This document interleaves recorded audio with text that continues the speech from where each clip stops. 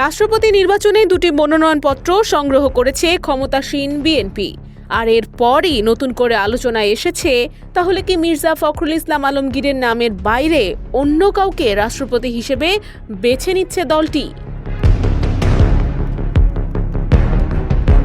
রোববার প্রধান নির্বাচন কমিশনারের কার্যালয় থেকে দুটি মনোনয়নপত্র সংগ্রহ করেন বিএনপির দুই নেতা, জাতীয় সংসদের চিফ হুইপ নুরুল ইসলাম মনি এবং দলের জ্যেষ্ঠ যুগ্ম মহাসচিব রুহুল কবির রিজভী। তবে গুরুত্বপূর্ণ বিষয় হল, তারা কার নামে মনোনয়নপত্র নিয়েছেন তা এখনও নিশ্চিত হওয়া যায়নি।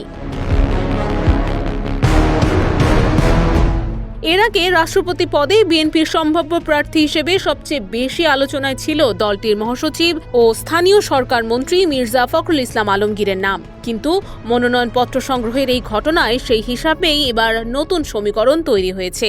একই ব্যক্তির নামে দুটি মনোনয়নপত্র সংগ্রহের সুযোগ রয়েছে। একটি মনোনয়নপত্রে ভুল ত্রুটি থাকলে অন্যটি যাতে বিবেচনায় নেওয়া যায়, সে কারণেই এমনটি করা হয়। এদিকে রাষ্ট্রপতি নির্বাচনে প্রার্থী দেওয়ার সিদ্ধান্ত জানিয়েছে সংসদের প্রধান বিরোধী দল জামায়াতে ইসলামী। 11 দলীয় জোট থেকে এলডিপির চেয়ারম্যান কর্নেল অবসরপ্রাপ্ত অলি আহমেদকে প্রার্থী ঘোষণা করা হয়েছে।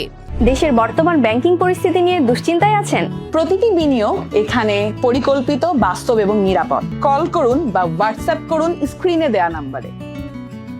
রোববার দুপুরে বিরোধী দলীয় নেতার সরকারি বাসভবনে বৈঠক শেষে প্রার্থী ঘোষণা করা হয়।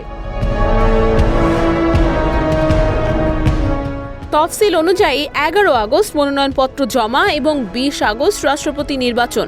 এখন সবচেয়ে বড় প্রশ্ন, মির্জা ফখরুলই কি শেষ পর্যন্ত বিএনপির পছন্দ, নাকি মনোনয়নপত্রের আড়ালে অপেক্ষা করছে নতুন কোনো নাম? নুসরাত অনন্যা, ডেস্ক রিপোর্ট, এদিন।